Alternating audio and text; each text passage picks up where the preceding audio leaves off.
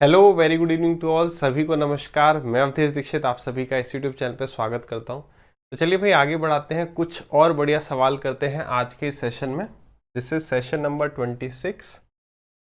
चलिए भाई ले लीजिए अपने साथ रफ शीट। सवाल शुरू करते हैं उससे पहले एक छोटी सी इंपॉर्टेंट इन्फॉर्मेशन कि जो भी स्टूडेंट एसएससी के नेक्स्ट एग्जाम को टारगेट कर रहे हैं, चाहे वो CGL, CHSL, LDC, CPO, MTS कुछ भी हो, तो एक नया बैच स्टार्ट हो रहा है फ्रॉम 1 सितंबर, जिसमें आप एनरोल कर सकते हैं। या हर वेडनेसडे को न्यू बैचेस स्टार्ट होते हैं, आप उसमें अच्छे से तैयारी कर सकते हैं अनअकैडमी प्लस पर। अगर आपने कोई भी पेड बैच कहीं नहीं लिया तो आप इसे ज्वाइन कर सकते हैं, ठीक है। बेस्ट बात जो अनअकैडमी प्लस की है in comparison to other apps, वो क्या है भाई? दैट इज कि यहाँ पर आप एक एजुकेटर से नहीं, जब भी आप सब्सक्रिप्शन लेते हैं तो आप मल्टीपल एजुकेटर से पढ़ सकते हैं। उससे बेस्ट फायदा क्या होता है वो ये है कि अगर आपको किसी एक एजुकेटर से कोई एक टॉपिक समझने में दिक्कत समस्या है तो आपके पास मल्टीपल ऑप्शन है, आपके पास और एजुकेटर्स हैं सेम पॉइंट को, सेम कंसेप्ट को क्लियर करने के लिए, ठीक है। यहाँ पर जब आप सब्सक्रिप्शन परचेज करते हैं, फॉर एग्जांपल आपने 1 साल का सब्सक्रिप्शन परचेज किया, तो उस 1 साल के पीरियड के लिए आप किसी एक एजुकेटर की क्लासेस नहीं, सभी एजुकेटर की क्लासेस को देख सकते हैं। मगर आपको 2-3 एजुकेटर्स ही शॉर्टलिस्ट करने हैं। किसी भी एजुकेटर का आप यहाँ पर कोड डालेंगे, अनलॉक कोड, तो आपको मैक्सिमम डिस्काउंट मिल जाएगा। मेरा जो अनलॉक कोड है दैट इज ये। हर एजुकेटर का अपना एक कोड है, आप किसी का भी कोड यूज कर सकते हैं। ऐसा नहीं है कि आप केवल उनकी क्लासेस देख पाएंगे। तो this was the information about the paid course. अब स्टार्ट करते हैं हम आज के सवालों को। जितने भी हम सवाल कर रहे हैं, आपको क्या करना है भाई? आपको वीडियो को पॉज करना है, सवाल को ट्राई करना है और डिसाइड करना है कि एग्जाम में ये सवाल आपको मिलता है, आप इसे करते, स्किप करते, क्या करते, ठीक है। आर्ट ऑफ स्किपिंग पे भी काम करना है कि सवाल करने वाला है या छोड़ने वाला है, ठीक है। चलिए स्टार्ट करते हैं हम सवाल को। आपको वीडियो पॉज कर करके ट्राई करना है, हम डिस्कशन स्टार्ट करते हैं। कह रहा फ्रैक्शन बिकम 6/5 टाइम्स या 6/5 when 5 is added to its numerator and becomes 1/2 when 4 is added to its denominator, what will be the value of the fraction? बहुत सरल सा सवाल है। देखिए वो कह रहा है कि एक फ्रैक्शन है, मान लीजिए x/y, ठीक है। अगर मैं 5 ऐड कर दूं, अगर मैं इसके न्यूमरेटर में 5 ऐड कर दूं, x/y थी, मैंने 5 ऐड कर दिया तो 6/5 बन जाएगा, ठीक है। और अगर मैंने 4 ऐड कर दिया डिनोमिनेटर में, यानी x अपॉन में y प्लस में 4, ऐसे करने पर ये बन जाएगा हाफ। तो देखो अब एक तरीका तो क्या है कि यहां से एक्स वाई के बीच में रिलेशन निकालो, यहां से एक्स वाई के बीच में रिलेशन निकालो, सॉल्व करो, थोड़ा सा टाइम टेकिंग। अरे आपको 100% श्योर है कि ऑप्शन इन्हीं में से कोई एक है, तो स्टार्ट करो भाई। क्या कह रहा है? 5 ऐड कर दो न्यूमरेटर में, तो 8 और 5 कितना हो जाएगा? 13। नीचे तो 9 है, 9 कभी भी कटने पे 5 होगा क्या? नहीं होगा, ठीक है। अगर यहां पर आ जाओ आप 7/10, अगर आप इसमें ऐड करोगे, इसमें अगर आप ऐड करोगे 5, तो 7 और 5 हो जाएगा आपका 12, 12/10 यानी 6/5 सेटिस्फाई हो गया। अब फटाक से एक बार देख लो, अगर नीचे 4 ऐड करोगे तो 14 हो जाएगा, 7/14 यानी 1/2। एग्जाम में ये सब ट्रिक याद नहीं आने वाली कि यार यहाँ पे नीचे 10 है, कटेगा तो यहाँ पर 5 आना चाहिए, यानी कि 2 से कटना चाहिए, ऐसी चीजें नहीं। सीधे ऑप्शन को उठाया और कर दिया। डिसाइड बस ये करना है कि ऑप्शन से करूं या इससे करूं, ये डिसाइड करना इज मोस्ट इंपॉर्टेंट, ठीक है। ये नहीं कि इक्वेशन बना रहे हैं फिर सोच रहे हैं अब ऑप्शन से चलते हैं। तो पहले 10-15 सेकंड सोच लेना कि कैसे कर रहे होंगे सवाल। ये वाला सवाल वेरी वेरी इंपॉर्टेंट। कभी ये टाइम एंड वर्क में पूछ लिया जाता है ना, कभी वर्क एंड वेजेस टाइप में पूछ लिया जाता है। इसको ध्यान से समझिए, ठीक है। पहले सवाल को ट्राई करिए। आ जाइए भाई, क्या कह रहे हैं सवाल? कह रहे 60,500 रुपए जो है वो डिवाइड करने हैं ए, बी और सी के बीच में। किस तरीके से डिवाइड करने हैं कि ए को मिल जाए 2/9, किसका? जो भी बी और सी को मिल रहा है उसका 2/9, और बी को मिल जाए 3/7, किसका? ए और सी का, ठीक है। ए और सी को मिला के जितना मिल रहा है उसका 3/7 किसको मिल जाए? बी को। What is the share of C? C का हमें शेयर बता देना, ठीक है। आ जाओ, ऐसे में क्या करोगे आप? ए को मिल रहा है बी और सी का कितना? 2/9, यानी अगर इन दोनों को मिला के 9 रुपए मिल रहे हैं तो इसको 2 मिलेंगे। बात क्लियर है? अच्छा आगे हम बढ़े। कह रहा है कि बी को मिल रहा है 3/7 ए और सी का, तो ए और सी का 3/7 मिल रहा है किसको? बी को। अब यहाँ पर आपने देखा यार ABC का सम कितना हो रहा है, आपने देखा यहाँ पर 11 हो रहा है, यहाँ पे सम कितना हो रहा है ABC का 10। तो भाई अगर ऊपर भी ABC है नीचे भी ABC है तो सम डिफरेंट कैसे हो सकता है? सम को सेम करना पड़ेगा। सेम करने के लिए आपने ऊपर मल्टीप्लाई कर दिया 10 से, नीचे मल्टीप्लाई कर दिया 1 से, तो ये भी मल्टीप्लाई हो गया 10 से, ये भी मल्टीप्लाई हो गया 10 से, और ये मल्टीप्लाई हो गया 11 से। हाँ या ना? यानी आपको सीधे मिल गया कि यार A की वैल्यू 20 है, B की वैल्यू 33 है। अब आप या तो यहां से निकाल लो कि भाई B प्लस C कितना है, B प्लस C 90 है, जिसमें B की वैल्यू 33 है, तो फिर आपकी C की वैल्यू कितनी हो गई? यानी हमारी C की वैल्यू हो गई 7, ये हो गया आपका 40 और 50 90। यानी A is 20, B is 33, C is 57। सवाल में कह रहा है बताइए C का शेयर कितना होगा, इसको डिवाइड करना है। C का शेयर कितना है? 57। कितने में से है C का शेयर 57? तो आप कहोगे 110 में से। टोटल कितना आ गया ABC का? 110, 110। मल्टीप्लाई किससे कर दोगे? 60, 500। ठीक है भाई, आ जाओ आगे बढ़ते हैं। आजा भाई, हाँ देखो जीरो से गया जीरो, ये 11, देखो कहीं भी डेसिमल नहीं है, यानी 11 से ये कट ही रहा होगा, 11 से ये तो कटेगा नहीं, ये कटेगा। 11 5 55, 50। अब यार हमारे पास दो ऑप्शन है, एक बात समझना, कई बार ही ना स्टूडेंट केवल डिजिट सम के पीछे ही पड़ जाता है। हर सवाल को ऑप्शन से करूंगा, डिजिट सम से करूंगा। मेरे भाई और बहनों सभी इस बात को समझो कि ऑप्शन या डिजिट सम हमारा तब का हथियार है जब कैलकुलेशन अति मुश्किल है। यहां पर देखो, अब आप ढूंढने लग जाओ कि यार 55 का मतलब 11 इंटू में 5 है ना, यानी ऑप्शन हमारा जो है 11 से कट रहा होगा, टाइम नहीं लग जाए, क्या पता यहाँ पे दो ऑप्शन हो गए 11 से कटने वाले, तो फिर आपको कैलकुलेशन ही करनी पड़े। अरे कैलकुलेशन कितनी भारी है, फिर 550 से मल्टीप्लाई करना है, पीछे जीरो सब में 5 से मल्टीप्लाई करो। 7 5 35, 5 5 25 प्लस 3 28, फिर से लिख दो 285, खत्म। कितना आ गया? 5 8 और 5 13, 10 11, 3 1 3 5, 3 1 3 5, ये रहा। बात समझ रहे हो? मॉक टेस्ट में हर उस चीज को अप्लाई करो जिस चीज को आप एग्जाम में अप्लाई करने की सोच रहे हो। मॉक टेस्ट कौन से लगाने हैं? प्रीवियस ईयर वाले। ठीक है भाई, चलिए आगे बढ़ते हैं अगले सवाल पर। ठीक है, सवाल को आपने आई होप ट्राई किया होगा।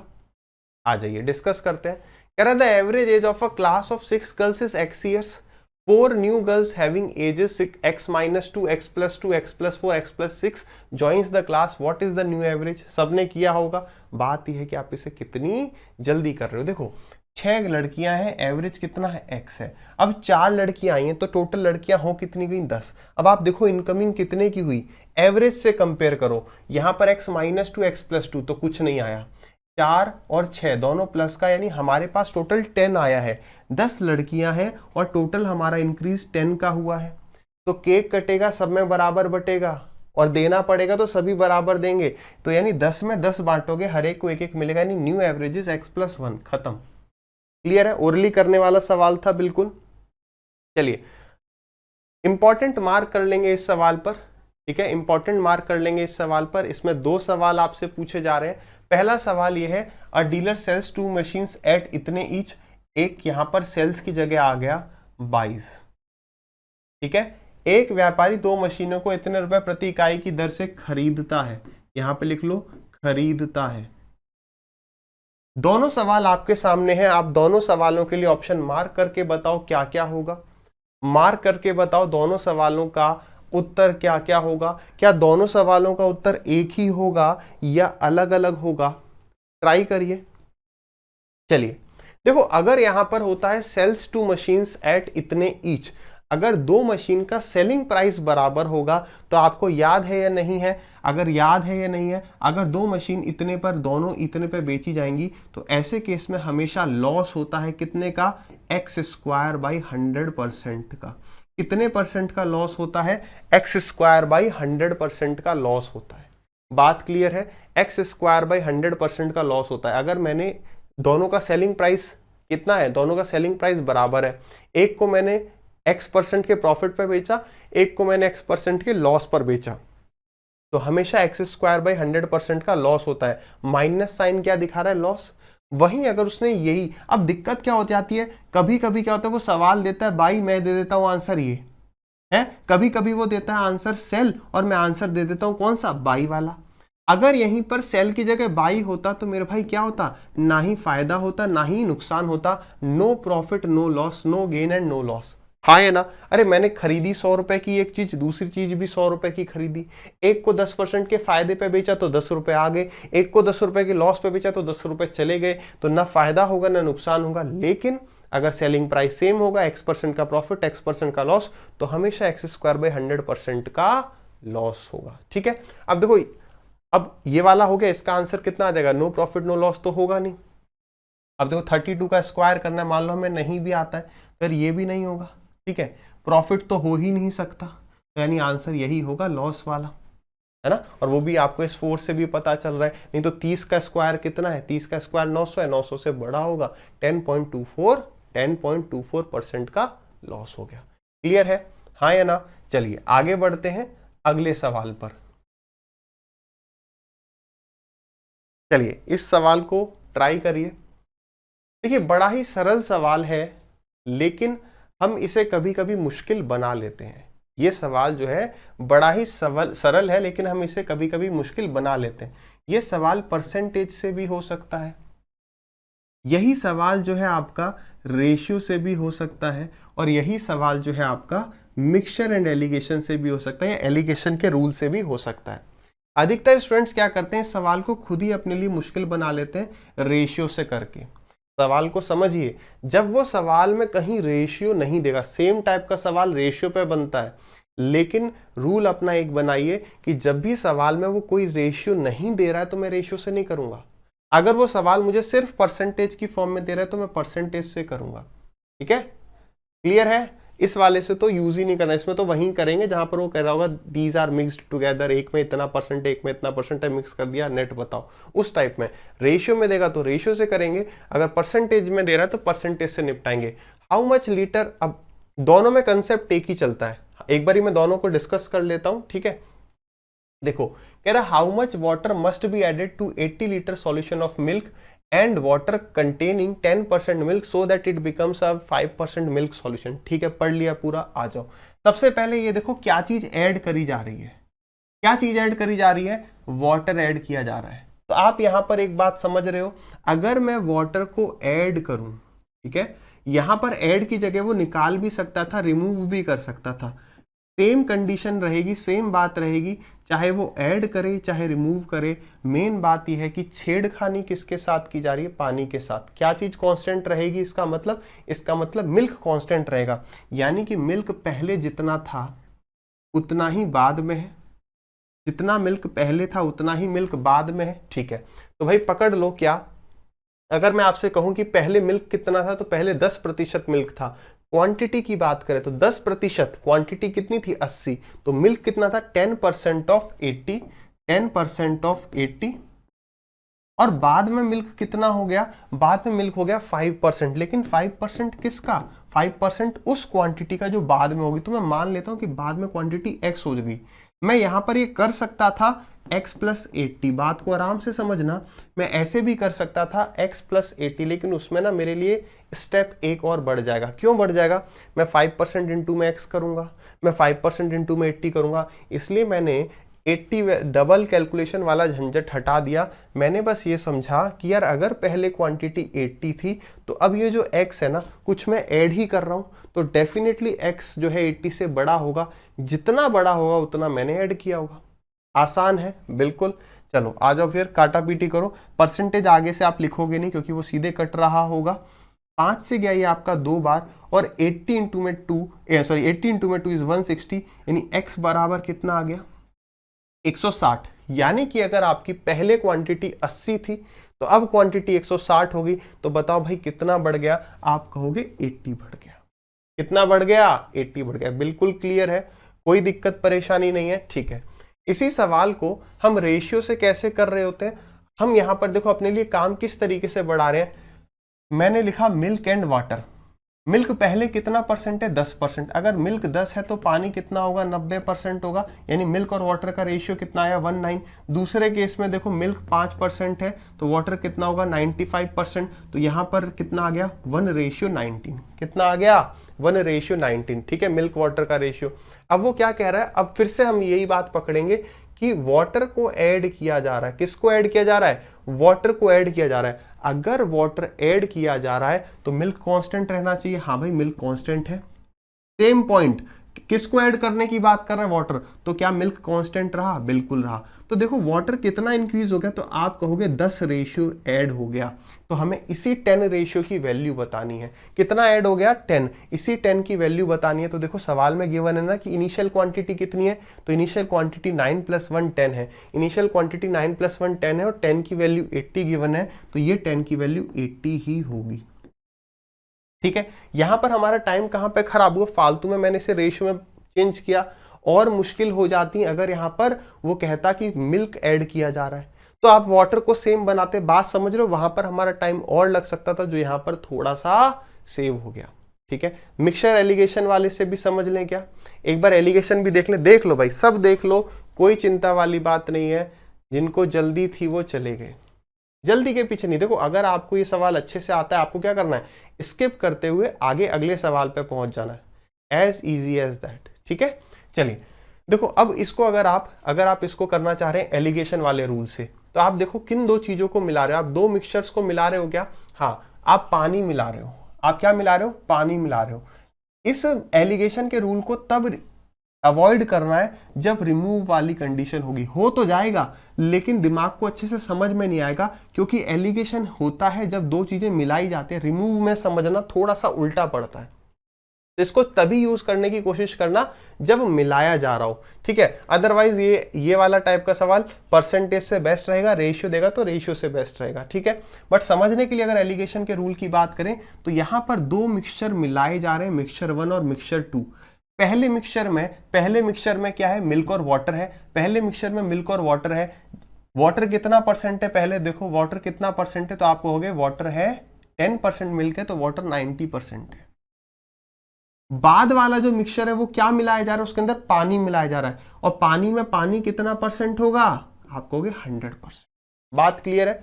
लेकिन फाइनली जो है हमारा जो दूध है वो 5% हो जाना चाहिए, यानी कि जो फाइनल मिक्सचर बन रहा है उसके अंदर पानी कितना होगा? तो आप कहोगे 95%। हाँ या ना? एलिगेशन लगा दो 1, एलिगेशन लगा दो 1, 5 आ गया, 1:1। यानी कि पहली वाला मिक्सचर जितनी क्वांटिटी था उतना ही मिक्सचर 2 मिलाया जाएगा, तब जाके ये बनेगा। इस एक की वैल्यू सवाल में 80 दी है, तो इस एक की वैल्यू 80 दे दी। डिस्कस कर लिया इस सवाल को एकदम डिटेल में। ऐसे ही हम जो है क्लास में भी डिस्कस करते हैं सेम चीज। ठीक है, चलिए आगे बढ़ते हैं भाई अगले सवाल पर। सवाल को करेंगे आप ट्राई, वीडियो को करेंगे एक बारी पॉज। चलिए आ जाइए, देखें सवाल को। देखो, a bus travels 2/5 of a total journey at its usual speed. The remaining distance was covered by 6/7 of its usual speed. Due to slow speed, it reaches its destination 50 minutes late. If the total distance is 200 kilometre, then what is the speed of the bus? तो इस बस की आपको speed बतानी है। ठीक है, सवाल में हो क्या रहा है एक बार देखो। एक्सीडेंट हो रहा है क्या? कुछ रिमेनिंग यूजुअल स्पीड, अच्छा एक्सीडेंट नहीं हो रहा। 2/5 स्पीड के 2/5 डिस्टेंस के बाद, ये मान लो 2/5 है, 2/5 स्पीड तक तो 2/5 डिस्टेंस तक तो नॉर्मल स्पीड से चल रही है, और उसके बाद चल रही है 6/7 से। ठीक है, और इस वजह से वो जो गाड़ी है वो कितना लेट हो जा रही है? 50 मिनट लेट हो जा रही है, यानी यहां से यहां जो है वो 50 मिनट लेट हो जाएगी। सवाल को उठाने कहां से वाले एग्जाम में? सीधे यहां से उठाएंगे कि यार 2/5 आपको डिस्टेंस कितना दे दिया है कि टोटल डिस्टेंस 200 है, तो 200 का 2/5 तो कवर हो गया, बचा कितना? 3/5। तो इसका 3/5 निकालो, कितना हो जाएगा? 5 से गया 2 टाइम्स, 3 2 6 2 12, 120 बच गया। ये पूरा जो डिस्टेंस है ये कितना? ये 120 किलोमीटर है। ठीक है, 6/7 स्पीड से अगर मैं जाता हूं तो 50 मिनट लेट हो जाता हूं, यानी एक रेशियो की वैल्यू कितनी? एक रेशियो की वैल्यू 50 मिनट। तो मेरी नॉर्मल स्पीड से टाइम कितना लगेगा? नॉर्मल स्पीड से कम टाइम लगता है हमेशा। ये बात हमने बहुत डिटेल में डिस्कस करी क्या, कि 6/7 से जाता हूं तो एक टाइम ये होगा, एक टाइम ये होगा। तो ज्यादा स्पीड कौन सी थी? ओरिजिनल, तो उससे कम टाइम लगता होगा, तो सीधे 50 × में 6 यानी कि 300। यानी ओरिजिनल टाइम मेरा इस डिस्टेंस को कवर करने के लिए 300 मिनट है। और क्या आप सभी जानते हो कि 300 मिनट कितना होता है? 5 घंटे होते हैं। तो 5 घंटे में मैं 120 किलोमीटर ट्रेवल करता हूँ, बस 120 किलोमीटर 5 घंटे में ट्रेवल करती है। तो नॉर्मल स्पीड कितनी हो गई? 12 × 2 = 24, है ना, 120/5, 5 से 2 बार, 12 दूनी 24। समझ में आया? एग्जाम में इतना नहीं लिखो, एग्जाम में सीधे थोड़ा सा लिख सकते हो, कुछ चीजें जो है आपकी ओरली हो जाएंगी, आप ऐसे फिगर बना के थोड़ी समझाओगे एग्जामिनर को। क्लियर है भाई? चलिए आगे बढ़ते हैं। आगे बढ़ने के लिए और कुछ नहीं है, इसी के साथ जो है अपना ये वाला सेशन जो है एंड होता है। आपको सेशन कैसा लग रहा है? आप वीडियो को लाइक करिए, शेयर कर सकते हैं, नीचे कमेंट करिए।